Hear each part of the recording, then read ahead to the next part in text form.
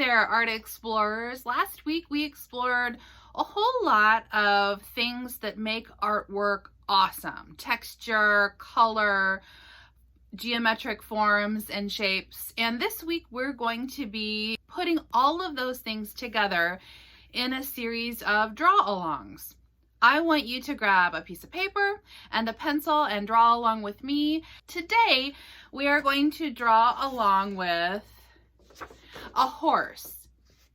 It looks like a unicorn, but the only thing that separates a unicorn from a horse, as you know, is a horn. So if you're somebody who's not a big unicorn fan, you still might like learning how to draw a very simple horse. And maybe you're not a horse fan.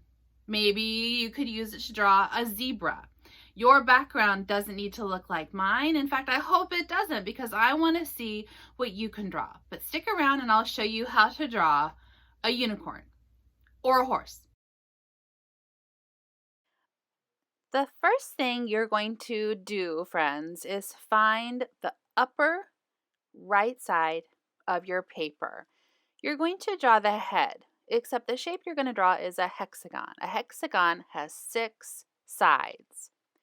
Then I want you to find about the middle of your paper and draw a rectangle.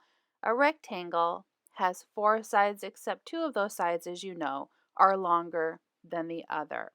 Once you've drawn the rectangle body, you're going to draw the neck. So find 2 of those sides of the hexagon, and you're going to make a curved line off the top of the head for the neck. The legs are really simple. They are really skinny, tall triangles. You could use little skinny rectangles if you want to. Now let's work on the face. We're going to add a half circle to the bottom of our hexagon for his little mouth. On the top of that hexagon, you're going to make 2 sort of pointy ovals for the ears.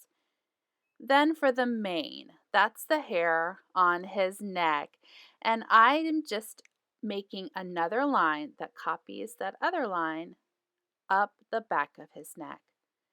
I added 2 little circles with little dots in the hexagon for his eyes and 2 little open circles for his nose. Now I'm going to add a tail. Now a donkey's tail is a little different, so you might need to do some research. I made this tail sort of flowing because I'm going to put a triangle on top for a unicorn horn. Once I've got all the basic parts of his body, I'm going over his entire body with a black marker. You could choose any color you want. If you don't want a unicorn, or if you'd like a brown horse, use a brown marker. All I'm doing here is just finding the outlines of my pencil lines. Before I use my markers, I decided that I wanted to erase my pencil mark so that it would look pretty clean and neat. Make sure when you're erasing to put your hand pretty close to where you're erasing so you don't accidentally wrinkle the paper. Now this is how I colored my unicorn horse in. Again, yours doesn't need to look like mine, and in fact, I hope it doesn't, because you have awesome ideas of your own. If you want to copy mine though, I would be honored. Remember last week when we talked about texture? You can see I'm putting a lot of little teeny lines all over to look like the texture for hair.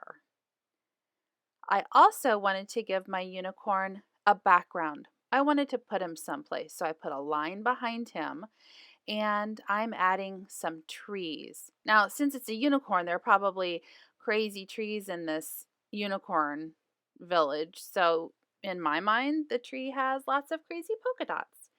Your tree might have something else. Maybe you don't have a tree. Maybe you have something completely different. I can't wait to see your drawings, friends. Make sure to share them with me, and I'll share them with the world. Bye!